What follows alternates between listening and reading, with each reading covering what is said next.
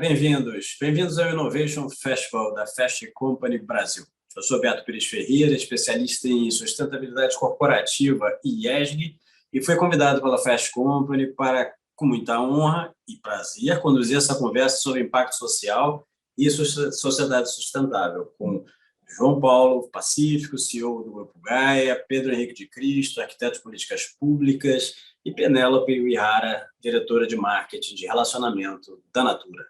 Vai ser muito bom.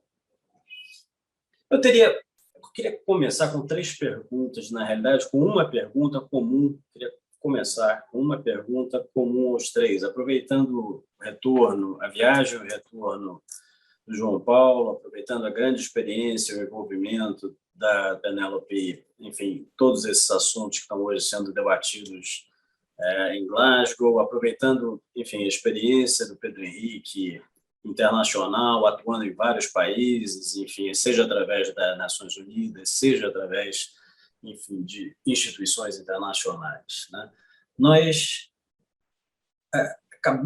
estamos quase finalizando, né, a Conferência sobre Mudança do Clima da ONU, que acontece até 12 de novembro, né, que reúne chefes de Estado, empresários, ativistas, né, para acelerar a ação em direção a esses objetivos do Acordo de Paris e da Convenção 4 das Nações Unidas sobre Mudança do Clima. Sobre o clima da conferência, né, especificamente, qual é a impressão de vocês sobre mais essa COP, né, sobre mais esse passo, né, que teve um grande marco na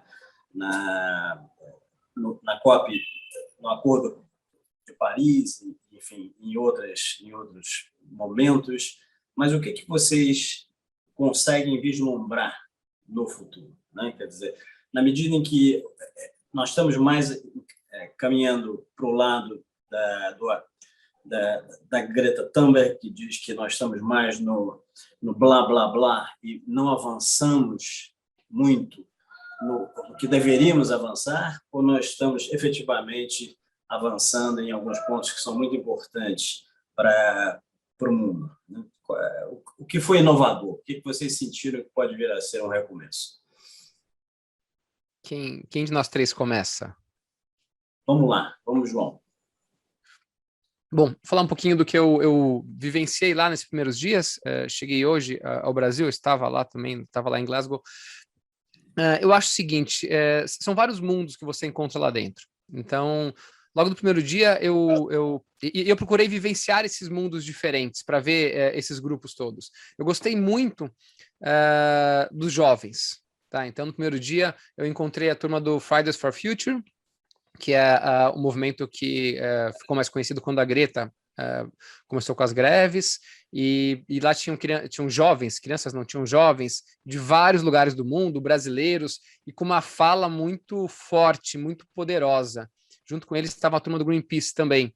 Então, foi muito bacana ver que, assim, eles estavam pedindo, requisitando 5 pontos pontuais, assim, vamos mantendo a meta no 1,5, zerar investimento em combustível fóssil.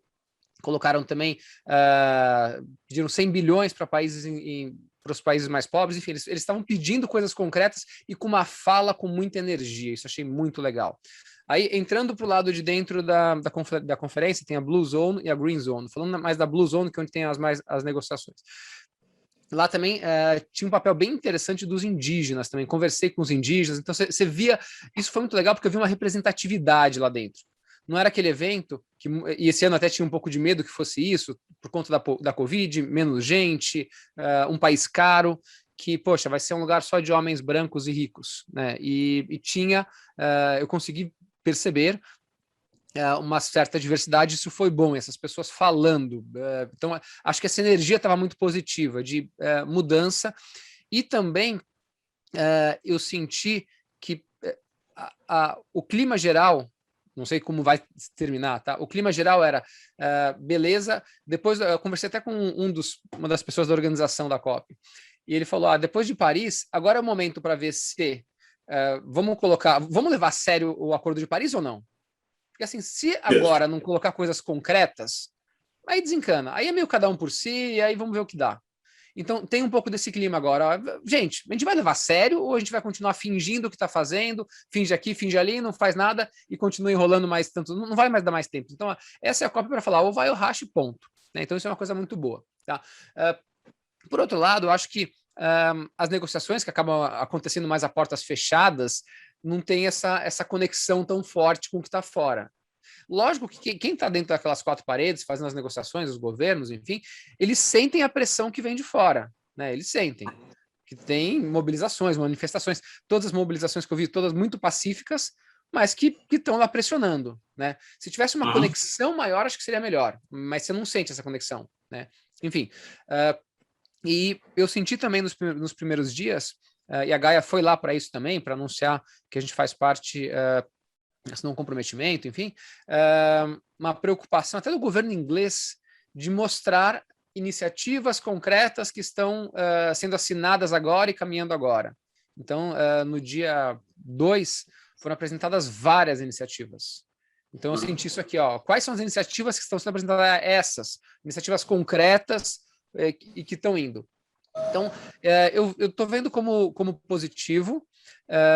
Eu acho que por pessoas como a Greta e tantas outras, e o Greenpeace, coisa assim, eu acho que esse é o positivo, porque se fosse depender da Faria Lima e do governo brasileiro, não ia nada. Então, eu acho que... mas vamos aguardar para ver, né, como que vai desenrolar nos próximos dias e como vai terminar isso daqui. Fernando, do teu ponto de vista?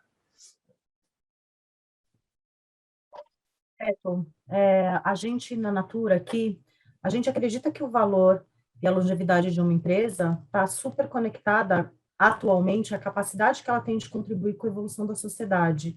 A gente tem essa mesma expectativa de que saiam acordos tangíveis, metas tangíveis, não só, e fico muito feliz de ouvir o João falando da representatividade de todo esse público que está lá, porque a gente ainda está em um período de pós-pandemia, tem uma série de questões de restrição econômica e de saúde também, então ter essa representatividade nos anima, mas a grande expectativa da gente é que, de fato, tenham acordos com metas, para que a gente consiga avançar.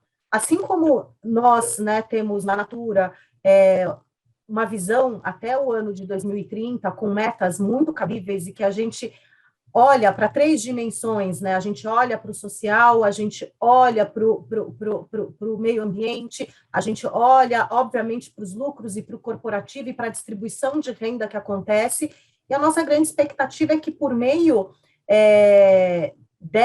da COP, a gente consiga ter metas mais claras e que a gente consiga ver um engajamento cada vez maior, não só dos públicos que lá frequentam, ou da Blue Zone, da Green Zone, então as portas fechadas fazendo as negociações e as grandes discussões, mas um comprometimento de toda a sociedade, né? Seja civil, seja empresarial, seja o terceiro setor, e, enfim, que todos estejam juntos, porque uma perna só os governos, só as empresas não dão conta de tudo que a gente precisa fazer.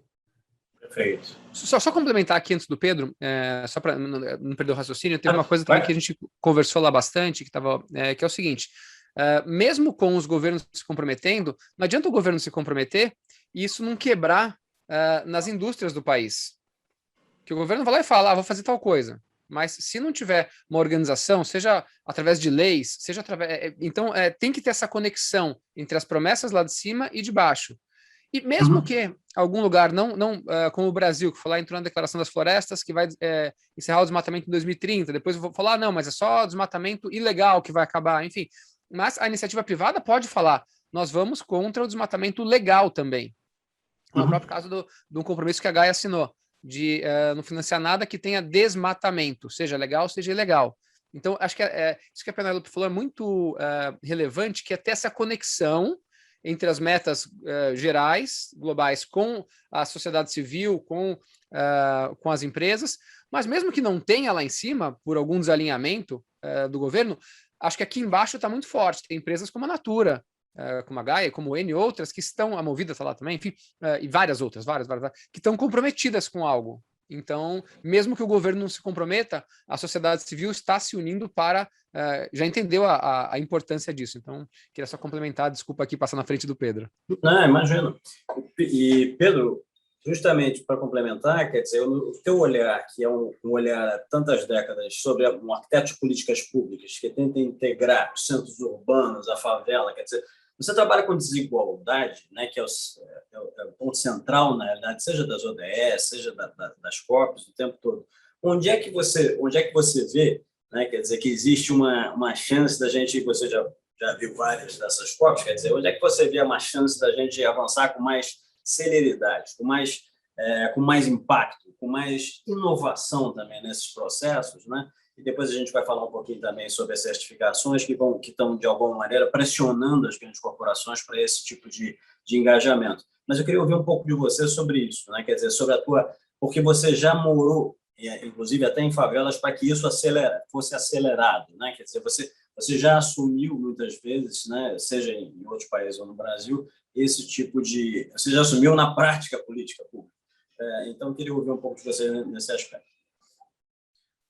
Isso é muito importante, né? Desde o Vidigal, no Rio, até Soweto, em Joburg, na África do Sul, ou as maiores favelas de Mumbai, uma coisa que a gente tem que ter muito em consideração nesse momento é que a primeira sustentabilidade é a humana.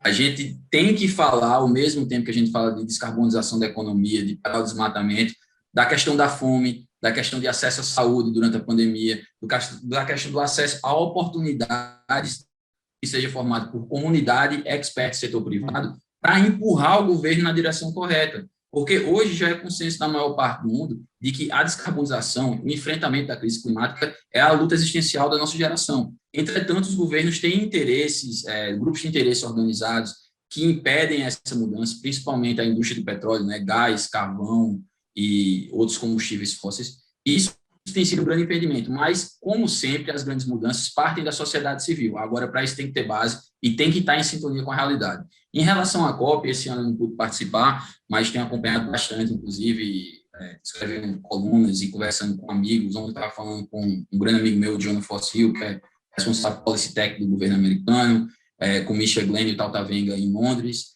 e 3 pontos têm, assim, saltado como principais. O primeiro que, apesar da COP não avançar como a gente deseja, né, muito mais ambiciosamente, como a Greta, que tem feito um belíssimo trabalho de trazer a juventude para essa luta globalmente, e a Tishui, a nossa representante indígena, que fez um belíssimo discurso, a gente tem avanços significativos. Como o João falou, essa questão de parar o desmatamento até 2030, isso é um grande avanço para os países em termos de negociações diplomáticas. A negociação em relação ao metano, a diminuição da emissão de metano é muito importante. Isso vai atacar muito a questão no Brasil, porque o Brasil é o país que tem mais gado por habitante do mundo e que é o maior produtor de carne do planeta. Então, só para você ter uma ideia, o metano ele prejudica a questão da crise climática 7 vezes mais que o dióxido de carbono. Então, assim, apesar de não ter avançado como a gente desejava, tem avançado e eu tenho esperança que, como foi falado, o Acordo de Paris seja levado a sério e instituído. Até porque o que leva ao segundo ponto, o custo de não agir economicamente se torna cada vez maior do que agir. O que é interessante, né, por exemplo, a BlackRock Investments, que é uma das maiores gestoras financeiras do mundo, acabou de soltar um relatório e que tem uma previsão que nos próximos 10 anos, se houver inação climática, o PIB mundial pode decair 25%. Então, hoje, a luta não é só mais dos ativistas, dos governos, das empresas conscientes, é de todo um grupo do setor privado, que a Natura foi uma das pioneiras, isso tem que ser dito, mas até empresas que não são diretamente ligadas com o meio ambiente já estão vendo que a manutenção dessa infraestrutura do carbono, além de prejudicar a humanidade e a natureza, está prejudicando os negócios. Então, tem esse conceito também do ouro verde. Como é que quem agora está meio que uma corrida para ver quem primeiro investe nisso, ganhar dinheiro e fazendo bem para a sociedade e a natureza mundial. E o último ponto, que falando com os atores internacionais, Nações Unidas, setor privado, da mídia, que todo mundo falou é que o Brasil fez muita falta. Essa COP, é bom lembrar, teve sua preparação no Chile, né? Seria no Chile, acabou sendo na Espanha. A presidente da COP é uma chilena e nunca é pouco deixar de ressaltar de que a COP preparatória e a presidência dessa COP seriam do Brasil. Entretanto, por motivos totalmente irracionais, nosso governo tem agido como um par internacional e prejudicado não só o nosso povo gravemente, mas também nossos negócios e nossa posição geopolítica, que foi tão duramente conquistada ao longo dos anos, desde Rui Barbosa, passando por Celso Amorim e também Rubens e Cooper. Então, esses seriam os 3 principais pontos. Eu estou com esperança de que vai dar certo também, e a sociedade civil, principalmente a juventude, e foi muito bonito de ver, não só a Greta, né, as lideranças europeias, mas as lideranças indígenas ganharem mais protagonismo, e juntamente com a sociedade, com o capital privado e os experts, a gente está mais forte do que nunca para fazer essa pressão, e os governos estão começando a entender mais que agora é a hora, não dá para esperar mais. Bom, falando em agir, né, quer dizer, não só em conceitos e ideias e metas. No último mês de setembro, o Movimento dos Trabalhadores Rurais Sem Terra concluiu uma captação de 17,5 milhões no mercado de capitais, né? Quer dizer, é uma operação inédita, não sei se no mundo, mas no Brasil sim, e revolucionária, né? Estruturada pelo seu Grupo Gaia, por você pessoalmente. Esse fato ele repercutiu nos principais jornais e revistas do país, enfim, foi para a televisão, você foi entrevistado na Globo News pelo Márcio Sérgio Conte, não só pelo ineditismo, mas como paradigma, para sempre, né? Quer dizer, dentro do mercado de capitais, que olha muito para o umbigo, né? Quer dizer, muitas vezes míope em relação ao desenvolvimento sustentável do próprio país. Qual a repercussão no dia seguinte entre os seus concorrentes do mercado, seus vizinhos da Faria Lima, né? Quer dizer, entre o empresariado e o mais importante, talvez, do outro lado, na outra ponta, né? O dos beneficiados, né? Quer dizer, a esperança que isso traz para eles, né? Para a sociedade em geral, né? Nós estamos falando de um mercado financeiro que não tem, né? Pelo menos o que a gente percebe, é que não tinha nenhuma preocupação, vamos dizer assim, apesar de ser como você mesmo provou, uma grande oportunidade de mercado, mas, acima de tudo, uma grande oportunidade social, de inclusão social, de inclusão de diversidade, enfim, de uma série de benefícios, né, que são investimento a longo prazo, né? Você via um nicho de mercado, mas eu acredito, pelo que eu pude conhecer você de algumas entrevistas, também uma visão muito pessoal, né? Quer dizer, uma visão muito humana. Qualquer negócio pode ter uma visão humana, não esquecendo nunca da visão do resultado comercial na ponta, né? Eu queria que você conversasse um pouco com a gente sobre isso, né? Contasse um pouco desse momento, desse milestone na tua vida, né? E de tua empresa, evidentemente, e falasse um pouco desse CEO ativista, no bom sentido, porque acho que hoje no mundo a gente tem esses dois lados aí. Legal, Beto. O mercado financeiro, ele hoje acho que ele é um câncer. No Brasil, ele é um câncer, porque ele olha só para o próprio umbigo. É uma bolha que olha só para o próprio umbigo, e eu acho que quanto mais a pessoa trabalha no mercado financeiro, outro dia eu estava olhando uma entrevista, a pessoa vai emburrecendo até, porque você começa a olhar naquela bolha e você não sai dela, e você acha que o mundo é a Faria Lima. E aí você acredita na meritocracia, e aí você começa a ficar naquela... É uma coisa de louco esse negócio, né? Enfim, eu consegui furar essa bolha, eu consegui sair dessa bolha, graças a Deus, né?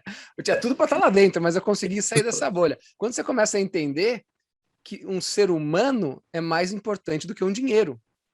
É tão óbvio que eu estou falando, né? Peraí, pô, o que é mais importante, um ser humano ou dinheiro? Não, ser humano. Não faz sentido ter dinheiro, e é tão óbvio assim. E a experiência do MST foi muito interessante, porque foi muito isso, né? Há um preconceito enorme e uma ignorância muito maior do que é o MST. As pessoas não sabem o que é MST. Na verdade, elas acham que sabem, porque elas são muito rasas. E quando a gente começou a abraçar essa causa da desigualdade, que é uma causa super relevante, como o Pedro muito bem falou, assim, não adianta, a gente fala de descarbonização, que é importantíssimo, talvez a luta da nossa geração, mas a gente não pode esquecer que tem 20 milhões de pessoas passando fome hoje no Brasil. Mais de 50% da população com insegurança alimentar. A gente não pode esquecer disso. Então, quando eu fui conhecer o que é o MST, furar essa bolha, e o conhecer o MST não é lendo, sei lá, vendo televisão, é visitando o MST, é conversando com as lideranças do MST, você vê a real, né? Uma coisa é que os outros falam, outra coisa é quando eu vou lá e vejo. E eu vi, nossa, peraí, aqui eles estão fazendo reforma agrária, que é uma coisa que está na Constituição. Eles estão plantando alimentos agroecológicos, sem agrotóxicos. Eles estão plantando comida. Eles não estão fazendo soja para exportar para o porquinho da China. Eu falei, cara, tipo, peraí. Num país que está com fome e está com desemprego, A reforma agrária ela é mais do que necessária. E uma reforma agrária organizada, como a MST consegue fazer, em que eles ajudam, porque não é fácil também, toma a terrinha aqui, a terra não é sua, planta, não é assim, né? Pô, vou começar por onde, né? E aí, nesse governo está muito complicado também a questão de crédito, né? Pronaf apanhando bastante, Pronaf é o financiamento para a agricultura familiar. Então, quando eu entendi tudo isso, eu falei, cara, a gente vai fazer esse negócio acontecer, a gente vai fazer e custe o que custar. E aí, quando a gente mergulhou nisso, veio pressão de todo lado, veio muita pressão mesmo, para que o negócio desse errado, tentaram boicotar muito, e aquele negócio, quanto mais a gente apanhava, mais forte a gente ficava, a gente ia levantando mais forte, e foi, até que o negócio deu certo. E quando o negócio deu certo, foi muito interessante, porque um amigo meu, mas eu não sou assim, tá? Um amigo meu, um cara bem querido, mas um amigo meu neoliberal, não acredito nessa teoria, mas enfim, ele falou, cara, não tem como alguém criticar, não tem alguém que tenha boa fé criticar a operação de vocês. Porque vocês fizeram uma operação nas regras mais rígidas do mercado de capitais. Cara, se a regra está aí, vocês pegaram a regra mais rígida, para vocês terem uma ideia, quando você faz uma operação desse tipo, de estruturação de operação, essa operação ela foi feita para rico investir em rico, ponto, é isso. A lei é assim, a regulamentação da CVM é assim. É muito mais fácil eu fazer isso. É muito mais fácil eu levantar dinheiro para uma empresa gigantesca do que para o agricultor, do que para uma cooperativa de agricultores familiares da reforma agrária. Não foi feito para isso. E foi feito para rico investir. Um negócio no Brasil que chama investidor profissional. Investidor profissional é quem tem mais de 10 milhões para investir. Só quando eu faço algo para investidor profissional, é facílimo. Se eu vou fazer algo para investidor qualificado, que é quem tem mais de 1 milhão, é fácil. Para quem tem menos de 1 milhão, é muito difícil. E aqui a gente quebrou 2 barreiras, que era para o cara investir R$100 e o dinheiro ir para o agricultor familiar na maior governança possível. Então, isso foi muito lindo, que você quebrou várias barreiras ao mesmo tempo. Então, uma galera começou a elogiar muito a gente, isso foi muito bacana. Teve críticas depois que deu certo? Teve, mas aí a pessoa que é claramente mal intencionada, e a gente sabe que tem algumas, ou várias. Então, acho que foi uma quebra de paradigma muito grande. E outra coisa legal, só não quero tomar muito tempo aqui da resposta, é que a gente conseguiu, ao mostrar isso daqui, a gente mostrou para muita gente, não para o Brasil inteiro, mas para quem quis ver, o que é o MST. Porque, como eu falei no começo, tinha muita ignorância. E quando as pessoas entendem, pô, mas espera aí, o MST que faz produtos, que faz isso, que faz aquilo, que está doando não sei quantas toneladas agora Caramba, tipo, o MST. Mas eu achei que os caras só invadiam e não queriam trabalhar, né? Então, isso trouxe, criar essa ponte foi muito interessante. Tá, uma última coisa agora, prometo que a última coisa, que é uma coisa que é o seguinte. O mercado financeiro, ele foi concebido para ser uma ponte entre quem tem dinheiro para aplicar, seja R$100, R$1.000, R$1 bilhão, e quem precisa de dinheiro, você cria essa ponte. O mercado financeiro ele não pode ser protagonista, porque o mercado financeiro ele não gera riqueza. Quem gera riqueza é quem está plantando. Ele é um meio. Ele é um meio. Só que o que acontece é que ele virou protagonista. Então, se você for aplicar o seu dinheiro no banco, ele vai render 3, 4, 5% ao ano, e se for tomar dinheiro lá, ele vai te emprestar 100% ao ano. Ele virou um concentrador. E como é um mercado muito concentrado, e que eu falei que eles estavam na bolha, e lá a competição é para quem ganha mais, acabou, é isso. Então, é essa desconstrução que a gente vem tentando fazer. Meu objetivo é hackear o mercado financeiro por dentro. Dá muito trabalho que não foi feito para isso. Você está todo dia levando pancada aqui e vai indo. Então...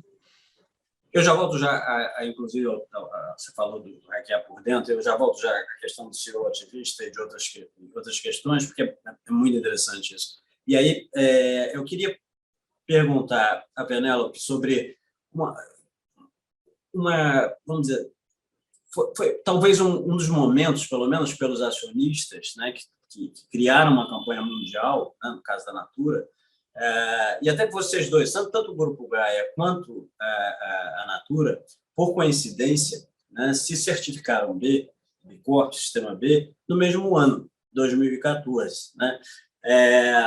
Para uma empresa de capital aberto, no caso da Natura, isso foi, se não me engano, foi a primeira empresa de capital aberto a se certificar B. Para quem não conhece os detalhes disso, vale depois entrar no site, que a gente não vai ter tempo ainda de mergulhar, acho que vale um outro debate sobre isso já com o pessoal do sistema B, mas isso de alguma maneira pressiona por todos os lados para que a corporação tenha metas e métricas, né? Quer dizer, e é renovada a cada 3 anos, né?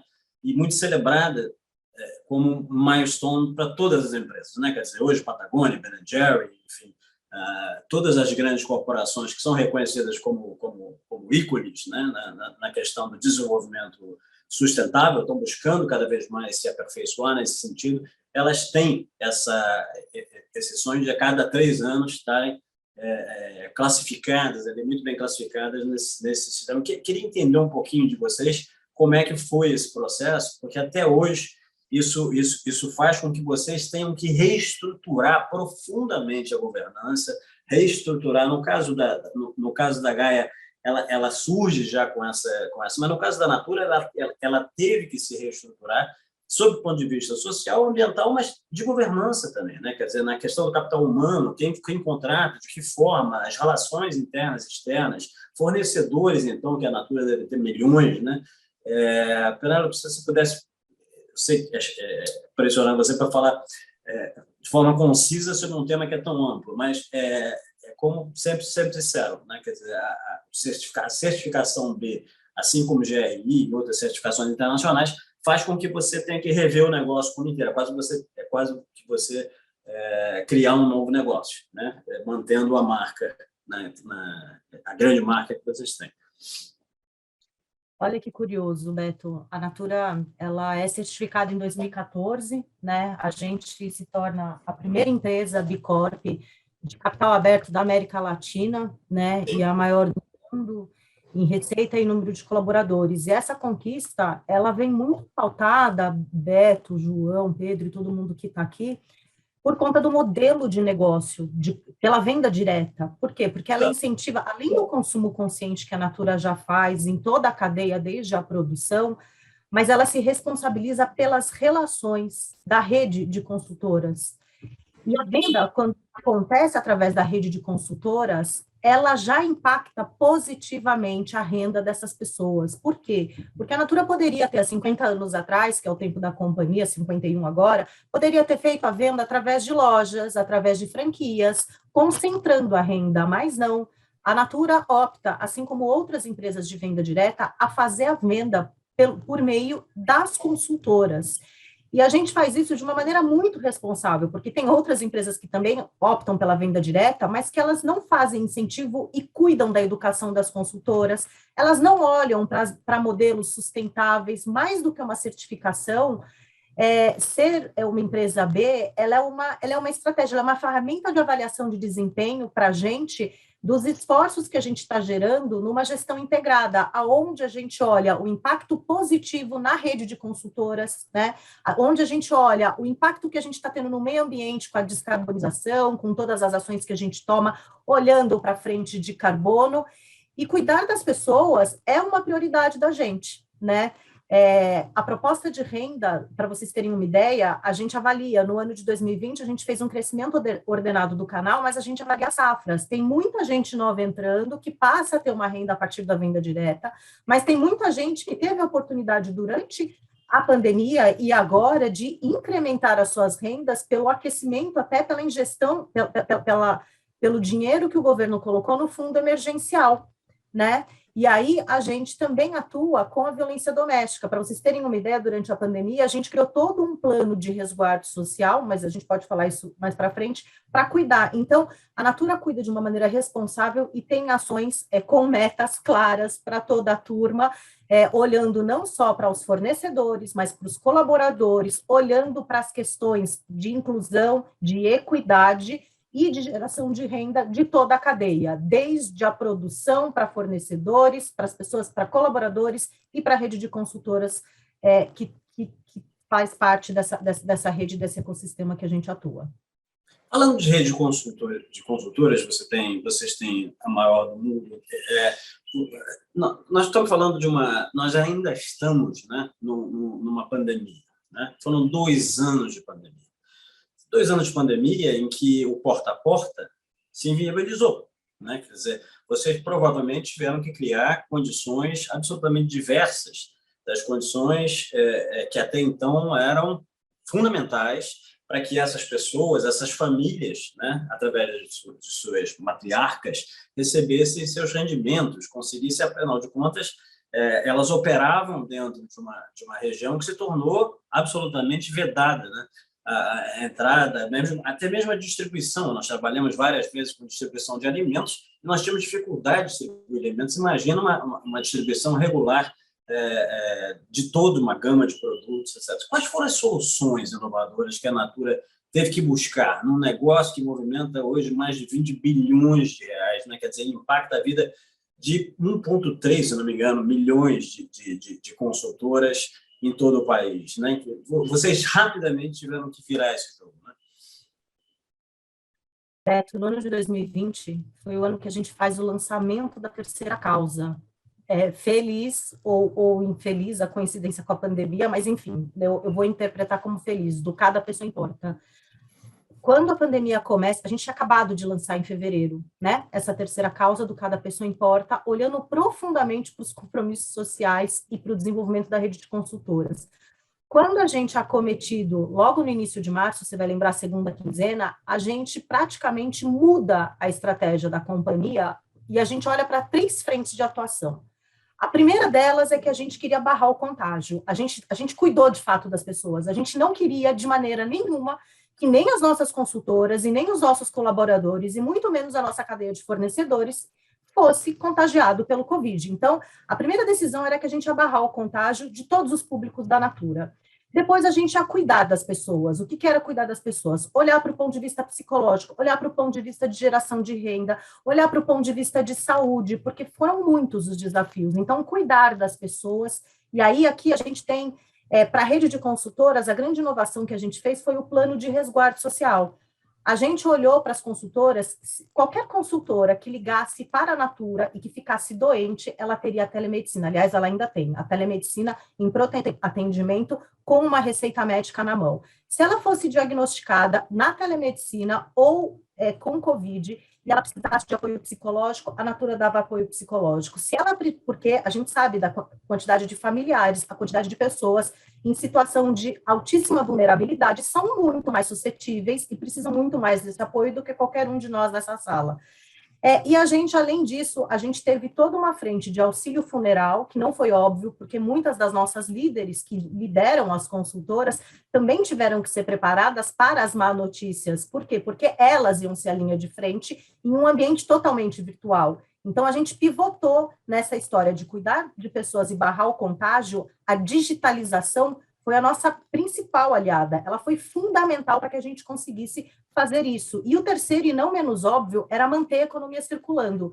Do que eu estou falando de manter a economia circulando? A gente rapidamente criou também ferramentas, Beto, para que elas conseguissem mostrar as revistas de maneira digital, que elas conseguissem compartilhar nos seus celulares as promoções que estão no ciclo. A gente focalizou em um portfólio muito mais de cuidados pessoais, álcool gel, sabonete, shampoos, porque a gente sabe que eram os produtos que iam ser muito mais utilizados na pandemia. A gente não ia estimular a compra de perfume, muito menos de batom, com as pessoas todas, né, sem poder circular nas cidades, mas era uma coerência muito grande a gente dizer, vamos comprar da consultora, porque ela é uma empreendedora, você está impactando positivamente e você, além de tudo, ainda cuida e barra o contágio. Então, a gente se uniu e a gente se agarrou a essa estratégia. Além disso, a gente direcionou esforços para atuar também no ponto de vista social. A gente doou itens de higiene pessoal, como sabonete, álcool gel, para comunidades em situação também de vulnerabilidade. Enfim, a gente cuidou genuinamente das pessoas e eu acho que isso foi o grande diferencial. Toda vez que a gente passa por um momento de crise e que a Natura volta para a essência, e a essência da Natura, Beto, é o cuidado com as relações, são as pessoas. A digitalização vem para facilitar as relações, para que a economia circule e toda essa cadeia ganhe de ponta a ponta. Toda vez que a gente tem essa coerência, a gente avança. Totalmente de acordo, e aproveitando essa tua deixa, eu queria perguntar ao Pedro, em todas as entrevistas, né? Quer dizer, do início lá da Paraíba, passando pelo Rio de Janeiro, enfim, por todas as cidades do mundo, por Harvard, por UN Habitat, Pedro, você sempre falou sobre sustentabilidade, sobre viés humano, né, como um princípio, praticamente, né? Quer dizer, uma utopia que tem deixado cada vez mais ser utopia e que é construir um mundo baseado na ética, né? Eu acho que concordo totalmente, porque eu acho que falta em algumas certificações e falta numa métrica de ética nas operações, ética e transparência, vamos dizer assim, nesse processo. Porque tudo pode, né? Os números se adequam, mas e a ética, né? Quer dizer, a ética passa, ela é transversal a tudo, como a ética, o aspecto moral da questão. Então, eu queria que você falasse um pouco mais sobre isso, né? Quer dizer, sobre essa visão que você tem sobre esses negócios e até um exemplo que você tenha sobre isso, para que a gente possa aprofundar um pouco mais nessa questão, que para mim, é a próxima barreira, né? Quer dizer, nós estamos falando de ética, a gente está falando de uma série de questões hoje no mundo, mas que se não tiver metas, indicadores, métricas muito bem ajustadas, as pessoas vão conseguir o tal do fundo, né, de investimentos, ou mesmo vão conseguir, enfim, avançar sobre certificações, mas aquele item, que é às vezes muito volátil, ele acaba sendo esquecido ou não sendo, você não dá tanta atenção. Fala um pouquinho para a gente sobre a tua experiência sobre isso. Então, Beto, isso é muito importante, né? E a ética está muito ligada às métricas, né? Porque se a gente tem as métricas erradas, os incentivos para se aprofundar no problema, abandonando a ética, são como uma bola de neve. Queria primeiro parabenizar a Penélope e o João, a Penélope e a Natura por focarem no ser humano, nas revendedoras, e o João por ter feito esse projeto maravilhoso aí, com o principal movimento social do Hemisfério Sul, que é o MST. Eu tive o prazer de trabalhar com o MST, a Pastoral da Terra, no sertão da Paraíba e de Pernambuco. E, além de todo o trabalho de ressocialização das famílias, de geração de empregos, né, de empregos verdes cada vez mais, eles também fazem um trabalho muito importante de recuperação do solo, porque muitas vezes as terras que o MST e a Pastoral da Terra recebem são o pior tipo de terra possível e eles fazem um grande trabalho de requalificação. Em relação a essa questão da ética e das métricas, o principal fator que eu acho também os colegas falaram é a questão de ter o ser humano como o foco principal de tudo, né? E nesse recomeço que a gente está vivendo, e a Fast Company está fazendo esse festival irado aqui, a gente tem que dar um ressignificado a qual é o foco da nossa sociedade, qual é o sentido das coisas, né? Eu já acabei falando, o setor financeiro se aprofunda cada vez mais em gerar dinheiro em cima de dinheiro sem impacto real na sociedade. A gente está vivendo um desafio no Brasil, que a gente tem problemas ainda do século XIX, com a mente do século XX, a gente está no século XXI. Então, como é que a gente se adequa para a gente estar não só no nosso tempo, mas também liderando essa transformação que o mundo precisa? Quando eu estava fazendo mestrado lá em Harvard, eu comecei a sentir isso muito fortemente, né? Eu fiz um mestrado em políticas públicas na Kennedy School, e ao mesmo tempo estava fazendo aula na Grad School of Design em Harvard e no MIT Media Lab, lá no MIT.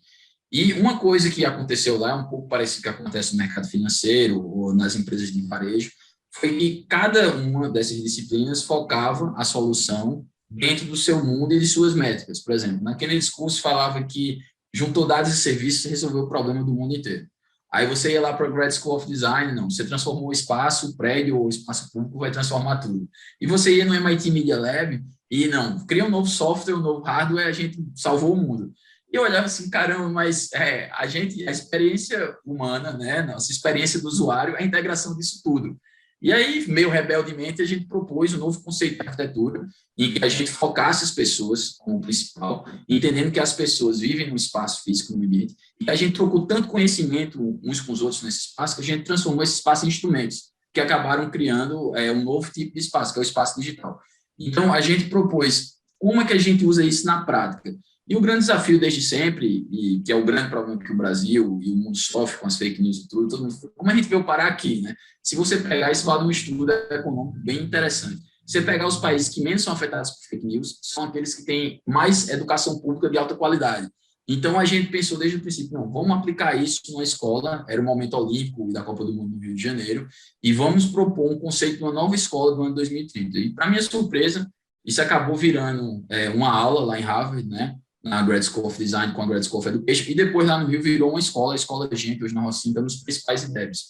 Porque quando a gente vê essa questão da educação, quem aqui já assistiu The Wall, Pink Floyd, acho que todo mundo, né? Literalmente, a escola, o programa da escola foi criado, inspirado na linha de produção industrial. Porque quando a educação foi criada lá na Prússia, por Bismarck, a ideia não era criar seres humanos autônomos, emancipados, que podiam melhorar o mundo, não, era criar uma força de trabalho burocrata muito capaz e um exército capaz também.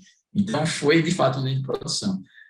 Isso aí tudo, quando a gente voltou para o Brasil, a gente veio para trabalhar com as Nações Unidas, como te falei, que faz um trabalho importantíssimo, é muito difícil a questão de governança, mas algumas agências se destacam, a UNHCR, a Unidade dos Refugiados, por exemplo, foi um trabalho belíssimo também, mas eu vi que tinham dois grandes problemas, né? O primeiro é esse que a gente já tocou, que é a questão das métricas e dos incentivos e da integração das disciplinas, e o segundo, que é muito legal de ver a experiência do João com o MST, que é a integração do conhecimento técnico de ponta com o conhecimento contextual dos territórios.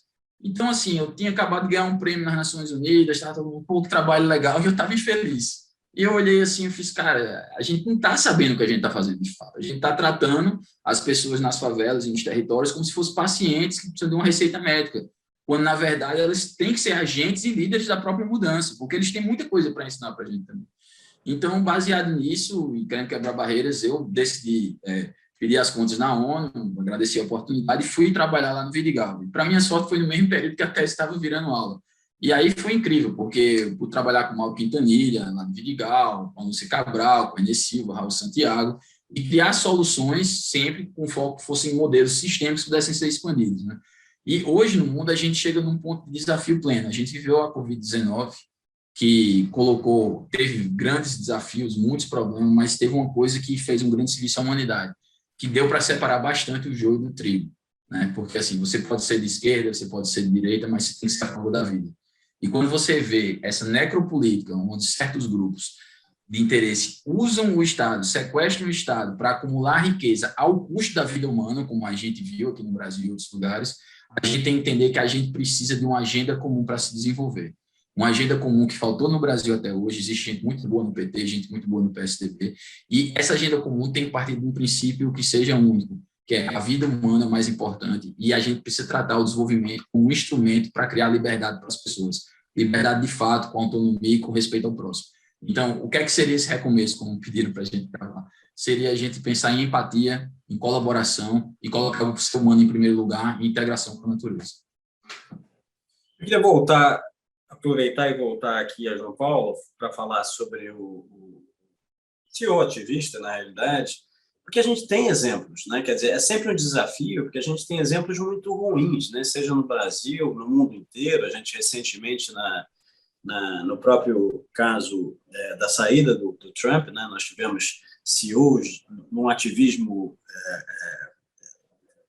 complicado, né? Quer dizer, vamos dizer assim, oferecendo 5 milhões para qualquer um que conseguisse provar que as eleições foram fraudadas, fazendo promoções com seus próprios produtos e serviços para que as pessoas ganhassem dinheiro. Enfim, a gente tem exemplos aqui dentro do próprio sistema do Covid, etc., de CEOs nesse sentido. Mas existe uma força do bem, né? Quer dizer, vou tirar essa palavra, uma força boa, né? Quer dizer, no sentido de CEOs que estão percebendo que existe um caminho não só rentável, mas um caminho humano, né? De caminhar junto com a sociedade, fazer com que as desigualdades, a inclusão e a diversidade sejam um fator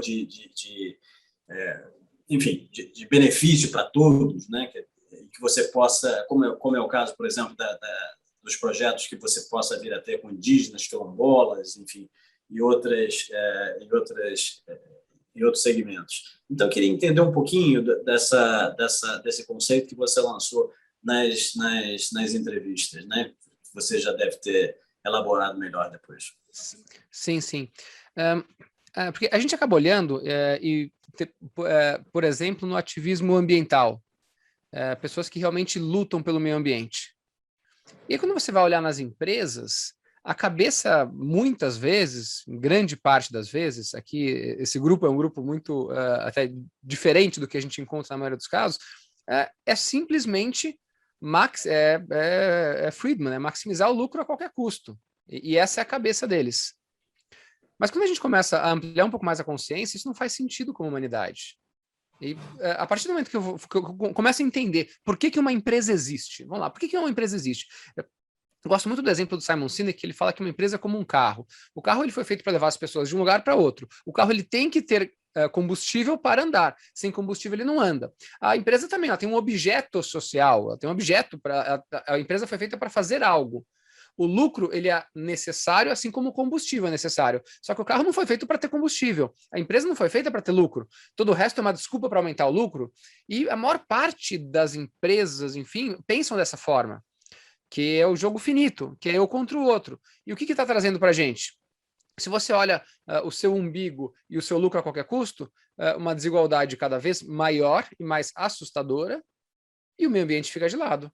Porque, vamos lá, para eu preservar custa no curto prazo, né? Não preservar custa muito, muito mais, até no longo prazo, mas no curto prazo, quanto mais ações compassivas eu tiver, seja com o meio ambiente, seja com as pessoas, eu vou ganhar mais.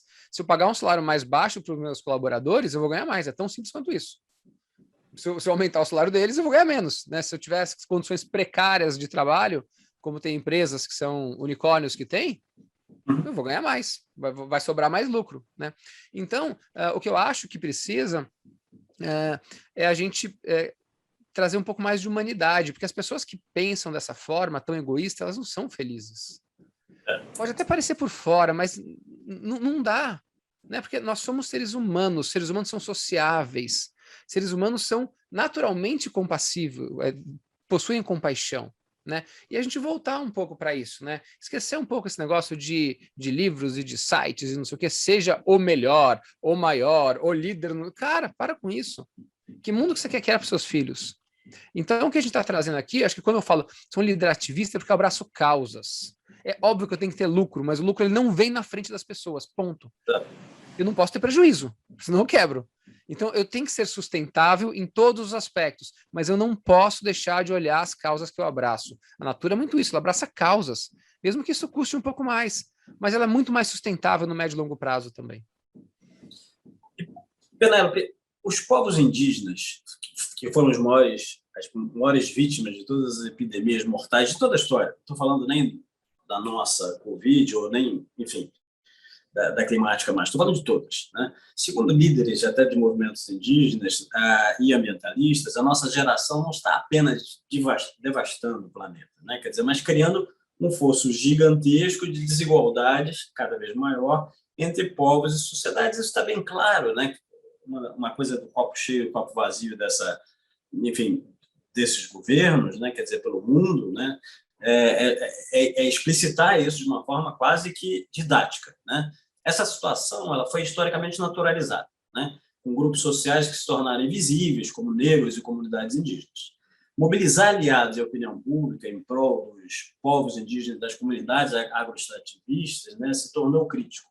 Quais os planos da Natura? Eu conheço alguns, mas queria entender melhor debaixo de que campanha, ou debaixo de que guarda-chuva hoje a Natura traz essa proposta de ajudar nessa solução, né? De fazer parte, ser protagonista nessa solução.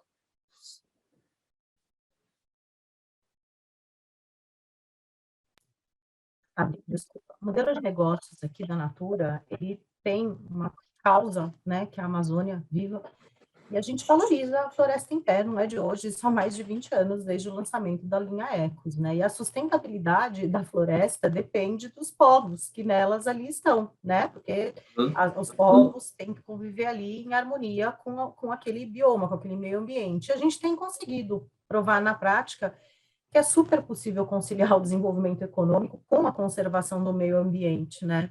Só para vocês terem uma ideia, quando a gente vai lançar um novo produto na Natura, que vai utilizar qualquer ativo da biodiversidade brasileira, na amazônica, no caso, a gente faz um estudo, primeiro para ver se tem potencial cosmético, e depois a gente faz uma avaliação que se chama Scale Up, onde a gente olha toda aquela região para ver o tempo de nascimento do fruto, para respeitar a safra. Primeiro o produto entra como safra, para a gente poder entender, porque tem produto que só dá bianualmente, para depois ele virar um produto de portfólio ou não. E aí depende. E essa é a dificuldade, João, Pedro, de saber fazer um negócio para que a gente conseguir o tempo da natureza com o tempo de consumo e de produto, para que essas coisas fiquem equilibradas.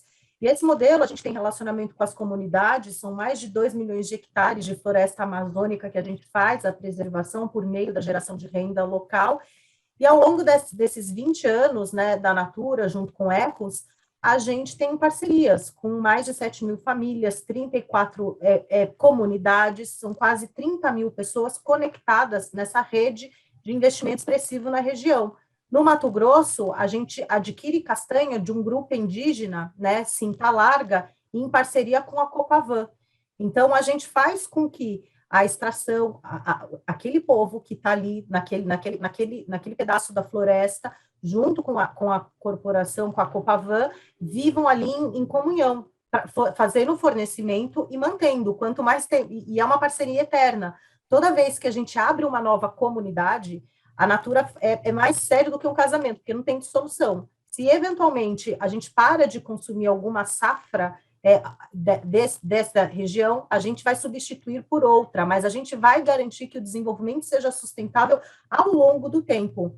Né? A gente também tem no Médio Juruá, no Amazonas, o povo Deni, do Xeruan, que nos fornece a semente de andiroba processada pela Coda-Emi, né, que é a Cooperativa Mista de Desenvolvimento Sustentável ali de Economia Solidária do Médio Juruá, e essa relação, ela se baseia, assim, em diretrizes éticas de respeito que norteiam a nossa relação, não só com as comunidades indígenas, mas com todas as comunidades da floresta, né, e eles são essenciais para essa conservação. Pedro, aproveitando aqui, fazendo essa ponte para ti, 49% da nossa população e 70% do nosso PIB depende dos rios voadores da Amazônia. Para que qualquer acordo verde aconteça, a gente precisa fazer simultaneamente um novo acordo social. Né? Não é possível vencer essa crise climática enquanto a nossa população faça fome e desigualdade. É tudo interligado. Né? Quer dizer, fala um pouco sobre isso para a gente, fala um pouco sobre essa problematização dos rios voadores aqui para a gente. Então, Beto, uma coisa muito importante é que todo mundo fala que quer fazer o mundo um lugar melhor, mas todo mundo esquece que o mundo é um lugar, né? E é um lugar que funciona baseado em sistemas complexos, naturais, entre eles um dos principais, junto com a questão do Polo Norte, que é o ar-condicionado do planeta, a Amazônia, que, junto com a floresta do Congo da Indonésia, é responsável pelo equilíbrio climático, né, do planeta inteiro. E se você pegar as latitudes, as faixas de latitudes, onde a gente tem, na Amazônia, até o estado de São Paulo, o norte do Paraná, você vai ver que a maioria das regiões no mundo nessas áreas são desertos. Entretanto, aqui, devido justamente aos Andes e à Amazônia, que foi criada a partir de partículas vindas do deserto do Saara, a gente tem a principal floresta tropical do mundo. Infelizmente, essa lógica predatória, exploratória, que vem desde a colônia, continua no Brasil, principalmente em parte, não total, mas uma parte substantiva do agronegócio, que tem um pensamento muito de curto prazo. E se você leva em consideração a maior aglomeração humana do Brasil, como você bem falou, 49%, e 70% do nosso PIB, e não só do Brasil, então de 75% do PIB da América do Sul também, depende dos rios voadores. Então, chegou-se um ponto em que, tanto para o agronegócio, como para as empresas vinculadas ao agronegócio, é essencial manter a floresta em pé. Existem exemplos muito interessantes que mostram que criação de valor agregado com inovação na Amazônia tem muito mais resultado. Por exemplo, o projeto Amazônia 4.0 do cientista Carlos Nobre, que está trabalhando com a qualificação e o valor agregado de culturas de amêndoa de cacau, com comunidades indígenas, entre outros. Outra coisa muito importante em relação a isso é que a gente está num momento que não adianta só trabalhar a sustentabilidade, a gente tem que trabalhar com a questão da resiliência também, principalmente das áreas que têm maior aglomeração humana, né? Que, por exemplo, a grande cidade de São Paulo, o Rio de Janeiro e a macro-região Rio-São Paulo, é a terceira maior do mundo, 43 milhões de habitantes, uma imensa concentração de capital humano, e, inclusive, tem também a segunda rota aérea mais ocupada do mundo. O que é que a gente precisa fazer em relação a isso? A gente precisa mover a capacidade de criação de políticas públicas e de respostas da reatividade histórica que a gente tem para uma capacidade de antecipação. Então, quando a gente estava lá no Vidigal, logo após a escola em 2015, lá com Harvard, a Harvard pegou e fez um investimento considerável para a gente abrir o estúdio lá e desenvolver uma série de projetos, fazendo uma pesquisa na América Latina para a criação do Office for Urbanization, que hoje é o Centro de Desenho Urbano Geral da Universidade da Nebraska School of Design.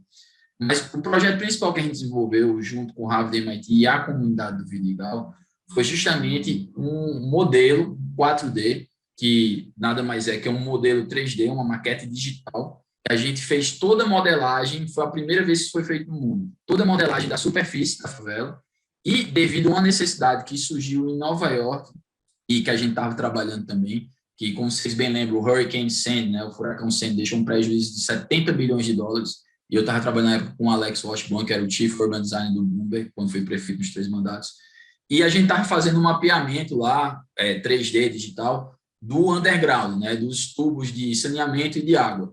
Só que uma coisa que a gente sempre defendeu, e quando eu também me mudei para o Vidigal, era um dos pontos principais, era provar que uma tecnologia que funciona em New York, Londres e Paris, não necessariamente funciona no Vidigal, na África do Sul ou na Índia, mas uma tecnologia que funciona em uma favela brasileira, ou numa favela indiana, numa favela sul-africana, funciona no mundo inteiro. Então, lá, os tubos de saneamento são gigantes, eles têm em torno de 0,5 metro de diâmetro. E o robô que fazia a modelagem 3D era uma geringonça, uma aranha, mais ou menos de 30 centímetros de comprimento, 10 de altura e 20 de largura. No Brasil, isso é inviável, porque os nossos canos de esgoto e de água na favela são muito menores. Então, juntamente com a Unicamp, a gente desenvolveu um conceito e a gente conseguiu fazer uma modelagem beta, né, 3D digital, dos tubos dos canos de água e esgoto, para depois fazer uma modelagem 4D do impacto das chuvas, porque o que tem acontecido com a crise do sistema dos rios voadores é que as chuvas têm se tornado menos constantes, o que é muito ruim para os reservatórios de água, tanto na região Rio-São Paulo, Centro-Sul, tecnicamente se chama, como também para a questão do solo nas cidades, né, com problema de erosão, entre outras coisas. Então, estava basicamente mais tempo sem chover, e quando chove, chove de uma vez e gera erosão do solo. E aí a gente conseguiu prever, lá no Vidigal, pontos de erosão com a precisão de 99,3%, com 5 anos de antecedência. Por exemplo, a erosão que fechou a Avenida Niemeyer, a gente conseguiu prever com essa modelagem 3D, 4D, na verdade. Então, o que eu acho que é o ponto principal desse grupo que vocês bem juntaram aqui hoje, eu, o João e a Penélope, é que todos estão focados em integrar conhecimento de ponta com conhecimento contextual dos territórios das pessoas, para a gente criar inovações aqui no Brasil. E o setor financeiro brasileiro tem que evoluir muito nesse sentido, porque a maior parte dos investimentos financeiros no país é focado em fintechs, é mais ou menos como o João estava falando, reinvestir no próprio negócio, gerar dinheiro em cima de dinheiro. E a gente tem ilhas de excelência de inovação que estão cada vez mais trabalhando com as comunidades líderes e originais dos territórios, criando soluções que são viáveis não só para o Brasil, mas para o mundo inteiro. Bom, queria aproveitar e agradecer muito a presença, a participação, o envolvimento de 3 pessoas que são referência e que estão fazendo um trabalho extraordinário, mudando a face do investimento e do empreendedorismo nesse país, né? Quer dizer, olhando de uma maneira absolutamente diferente e muito mais utópica no sentido de buscar soluções e, ao mesmo tempo, buscar soluções inovadoras. Queria agradecer ao João Paulo, queria agradecer a Penélope, queria agradecer ao Pedro Henrique pela participação e contar com eles para próximos papos, próximos debates e que nos informem sempre aí sobre as novidades. Obrigado aos 3.